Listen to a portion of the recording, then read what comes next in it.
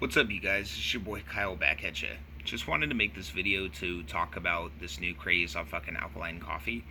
Alkaline coffee essentially has been made in the last few years or so, and the craze is becoming even more popular because so many people nowadays have these digestive issues, which is going to cause it's going to cause it's going to cause it's going to cause irritability in your stomach and in your colon with a normal per se, like, a plain old like coffee. But this new stuff is supposed to, be as alkaline as per se a water, or like, it's supposed to be the perfect like, pH, where you're not supposed to experience any side effects or any symptoms of, like, IBS or other things like that. But here's the problem with it: it's not natural. They put pH regulators into it, which is actually not good for you.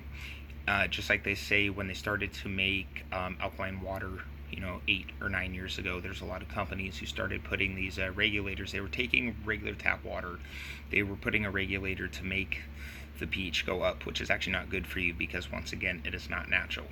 Natural pH water is going to be a pH through running through a certain type of rocks and minerals, which are going to slowly they're going to solventize them into the water itself, because water is a universal solvent.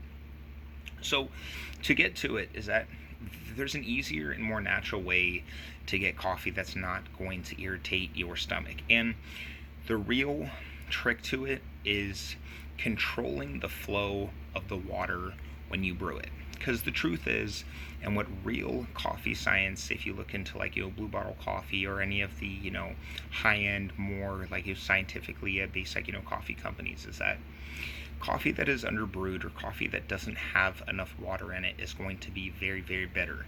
Coffee that has too much water is going to be sour. It's going to be more acidic because it was brewed too long. So controlling the water flow when you make your coffee is going to it's going to make it is going to make all the difference between how the coffee tastes, whether you need cream and sugar in it. Because really, when coffee is the right temperature and it's brewed right, it's going to bring out all of the natural sweetness, and it's not going to be bitter whatsoever. And most people are going to make their coffee through a simple, like, coffee pot, and coffee pots do not control the flow of the coffee very well, to where it's much more water to a coffee ratio. If you were to go to a pour over house, which is normally around 350 grams of water to around 28 grams of coffee, or if you compare that to a normal house pot, which is going to be roughly around 85 ounces of water to maybe 40 grams of coffee, or 50 grams of coffee, to where you need the right ratio if you want to make it less acidic. So adding stuff into it is not going to be healthier for you. So my best piece of advice is to brew your coffee by the cup. It seems tedious, it seems like it's going to be a lot of trouble, but it's going to make all the difference when you don't have to buy this expensive coffee that is not going to be good for you. It only takes about 2 to 3 minutes. If you would like the proper way to brew it, write me an email, and I would be happy to explain it to you how it is done in the professional world. Hope this helps, and once again, look out for new videos that are going to be coming up about every other day. And have a good night, you guys.